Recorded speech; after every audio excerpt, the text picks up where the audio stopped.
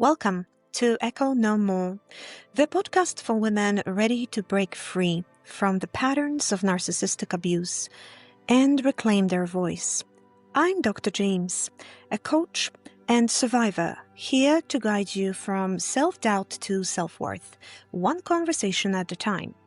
Whether you're just beginning your healing journey or are ready to step fully into your power, you'll find tools, stories, and encouragement right here. Let's get started. Today, we're talking about something so many survivors struggle with. Trusting your memory again after gaslighting. Because when someone has spent months or even years telling you that what you saw, heard, or felt wasn't real, you start to believe that you can't be trusted. But the truth is, your memory isn't broken.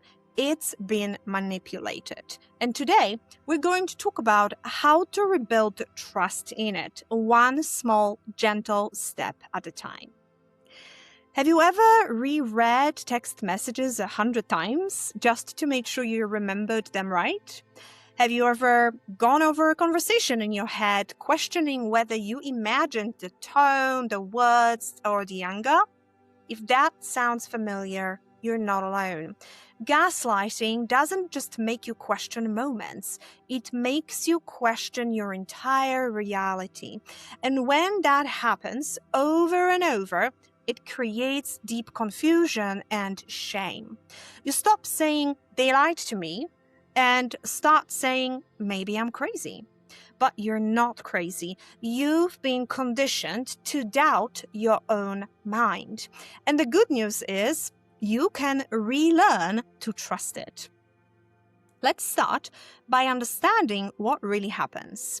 When someone says things like, "That never happened," "You're remembering it wrong," or "You're too sensitive," it doesn't just create conflict.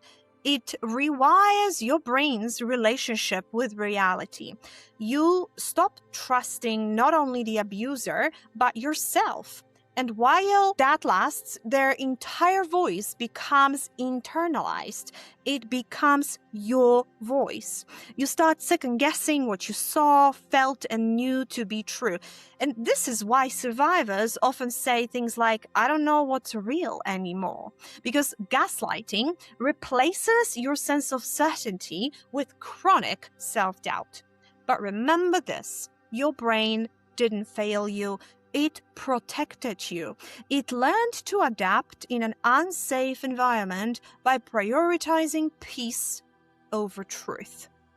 Now that you're safe, you can start to rebuild that connection to your memory, to your voice, and to your inner knowing. Here are some practical, gentle tools to help you start trusting your memory again, not as a way to prove yourself to others, but as a way to anchor yourself in your truth. Tool number 1, documentation. Start keeping a small notebook or use the voice memo app on your phone.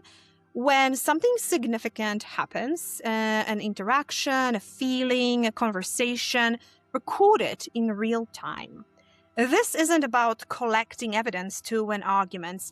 It's about giving your brain tangible proof that your experiences are valid. It's like telling your nervous system, "See, I'm not imagining this. My reality is real." Over time, those notes help you see patterns, not to dwell on the past, but to reconnect with your perception and confidence. Tool 2, validation partners. Find 1 or 2 people, can be a trusted friend, a therapist, or a coach, who can hold space for your experiences. Someone who can reflect back to you, "Yes, that makes sense," or "I remember you telling me that." Validation isn't about needing permission to feel. It's about retraining your nervous system to believe that your version of events matters. When someone safe confirms your reality, it starts to overwrite the gaslighter's voice. Tool 3, check-in statements. When you feel that familiar doubt creep in, that maybe I made it up or maybe I exaggerated, pause, take a breath, then say out loud, I remember this. My memory is valid. It might feel strange at first, but self-affirming statements help re-establish neural trust.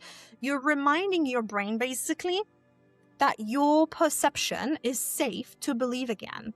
With repetition, that quiet inner knowing gets louder.